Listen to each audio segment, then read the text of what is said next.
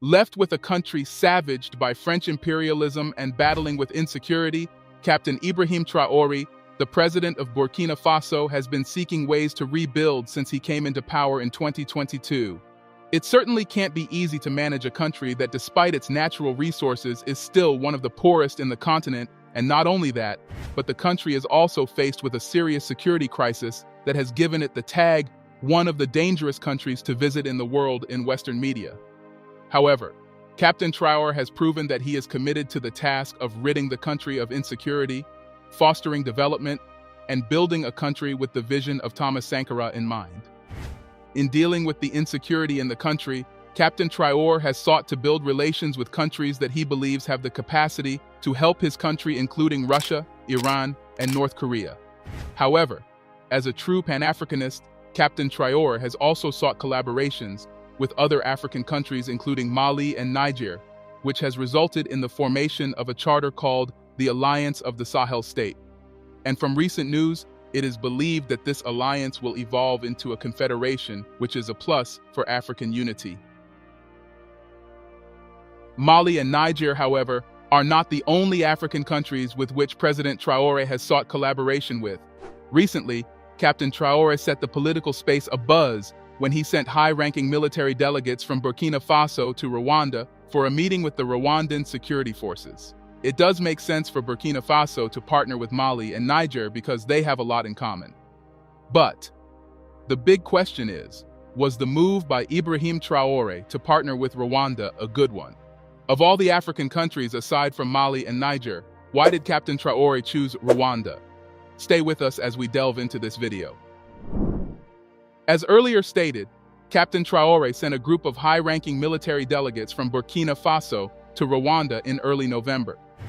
These delegates were on a mission to meet with the Rwandan security forces and share ideas on security issues. Upon arrival in Kigali, the Burkinabe delegation visited the Campaign Against Genocide Museum, located in Kigali City. This museum tells the story of the campaign by the Rwandan Patriotic Army to end the genocide against the Tutsi, and also how the fighters who were rebel groups at the time conducted rescue missions to not just save the victims of genocide across the country, but also fight and defeat genocidal forces. The Burkinabe delegate also visited the Rwandan military headquarters, where they met with the Minister of Defense, Juvenal Marizamunda, and the Rwanda Chief of Defense Staff, Lt. Gen. M.K. Mubarak, to discuss ways of strengthening cooperation with Rwanda, Defense Force, and Burkina Faso. In addition, the Burkinabe delegates visited and received briefings on selected defense facilities and welfare schemes, including Zigama CSS, Military Medical Insurance, Armed Forces Shop, and the Rwanda Military Academy GACO. However, this military meeting between Rwanda and Burkina Faso was not the end of the collaboration between both countries. In the same month, on the 21st, the Burkinabe Inspector General of the Police, Controller General Dr. Roger Uedraogo, paid a visit to his counterpart, Felix Namuhoranye, in Kigali, Rwanda, for a bilateral meeting to build stronger policing relations between the two police forces. The Burkinabe IGP spent 1 week in Rwanda discussing ways to strengthen police cooperation. Now, one thing that can be inferred from the meeting between the security forces of Burkina Faso and Rwanda is that Captain Traore sent his delegates to learn. This was confirmed by the Burkinabe IGP, Dr. Uedraogo, who said that we have come to learn from Rwanda's policing, which is exemplary. We want to pick a leaf from its contribution to the country's security and development. Dr. Uedraogo and his team must have learned a lot, because he added, "We have so far witnessed some of the community development activities that Rwanda police engages in together with the citizenry, how the police work with the people in security matters." So, from this, we know that Captain Ibrahim Traore is a wise leader who is not afraid to seek counsel from those who have gotten it right. Now, why Rwanda? Why did Captain Traore choose to send his delegates to learn and build relations with Rwanda and not Ghana or Nigeria? Well, like the Rwandan IGP said during his talk with the IGP of Burkina Faso, both countries have some things in common, especially when it comes to security and development. Burkina Faso is currently faced with a security crisis that has left thousands of people dead and millions displaced from their homes. This insecurity has greatly affected the developmental status of the country. In the same way, more than 20 years ago, Rwanda was also faced with a daunting security crisis, which also affected their development. The only difference is that while the security crisis in Burkina Faso is currently caused by armed insurgent groups, including Al-Qaeda, that of Rwanda was internal conflict resulting in widespread genocide of the Tutsi people of Rwanda. But then, when Paul Kagame came into the game, things changed, the insecurity has been dealt with, and the country has achieved a form of development.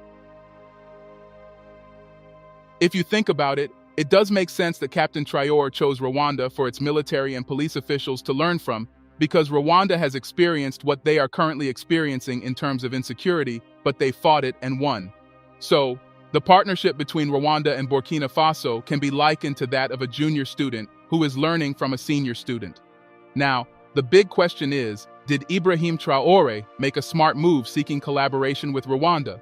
The answer is yes, and we are going to give you 3 reasons why we think so.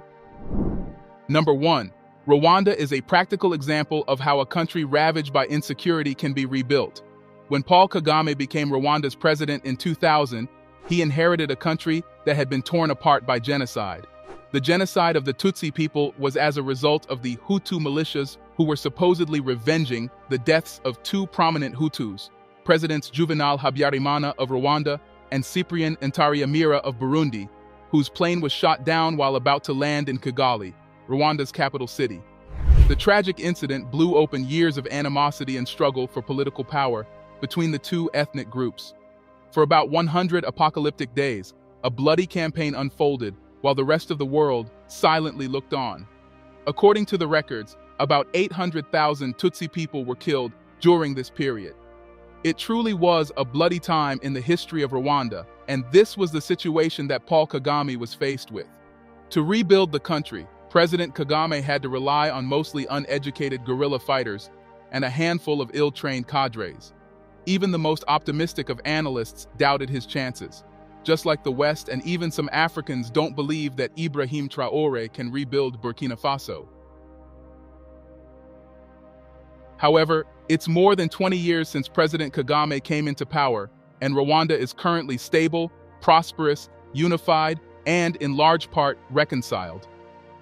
Rwandan mothers receive ante- and postnatal health care, and maternal mortality ratios in the country decreased by 77% between 2000 and 2013.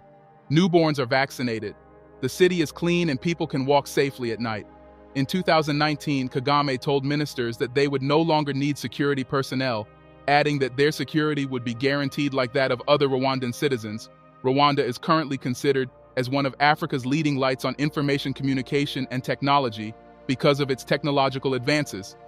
A country that once had shattered institutions of government has been rebuilt and gained a reputation for efficiency and probity in administration that is today the envy of Africa.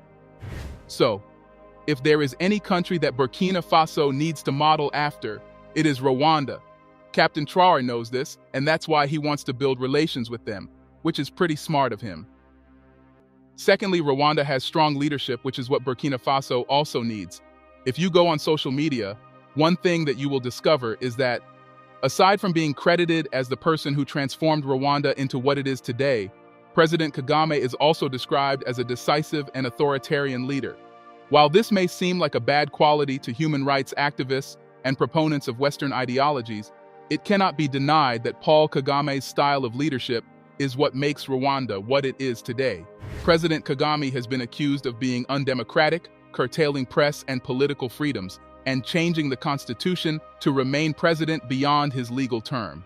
Well, they are correct, but it was what Rwanda needed.